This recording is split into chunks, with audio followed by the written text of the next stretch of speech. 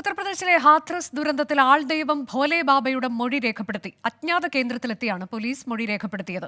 അറസ്റ്റിലായ മുഖ്യപ്രതി ദേവപ്രകാശ് മധുകറിന്റെ മൊഴിയുടെ അടിസ്ഥാനത്തിൽ രാഷ്ട്രീയ പാർട്ടികളുടെ പങ്കിനെക്കുറിച്ചും പോലീസ് അന്വേഷണം തുടങ്ങി. ജുഡീഷ്യൽ കമ്മീഷൻ അപകട സ്ഥലത്തെത്തി തെളിവെടുപ്പ് തുടങ്ങി. 121 പേർ തിക്കിലും തിരക്കിലും പെട്ട് മരിക്കാനിടയായ സത്സംഗത്തിന്റെ മുഖ്യ സംഘാടകനാണ് ദേവപ്രകാശ് മധുകർ. കേസിൽ മുഖ്യപ്രതിയായ ദേവപ്രകാശ് ആൾദൈവം ഭോലെ ബാബയ്ക്കെതിരെ മൊഴി നൽകിയിട്ടില്ല. ചില രാഷ്ട്രീയ പാർട്ടികളുടെ പിന്തുണ ഉണ്ടായിരുന്നുവെന്നും സത്സംഗത്തിനു വേണ്ടി പിരിവ് നടത്തിയെന്നും ഇയാൾ സമ്മതിച്ചു. മൊഴിയുടെ അടിസ്ഥാനത്തിൽ ദുരന്തത്തിലേക്ക് നയിച്ച വീഴ്ചകളിൽ രാഷ്ട്രീയ പാർട്ടികളുടെ പങ്കും അന്വേഷിക്കുമെന്ന് പോലീസ് വ്യക്തമാക്കി. അപകടത്തിന് പിന്നാലെ കാണാതായ ആൾദൈവം ഭോലെ ബാബ അജ്ഞാത കേന്ദ്രത്തിൽ ചിത്രീകരിച്ച വീഡിയോയിലൂടെ ഇന്ന് വീണ്ടും പ്രത്യക്ഷപ്പെട്ടു. ദുരന്തത്തിൽ അതീവ ദുഃഖിതനാണെന്ന് ഭോലെ ബാബ. घड़ी से उबरने की शक्ति दें।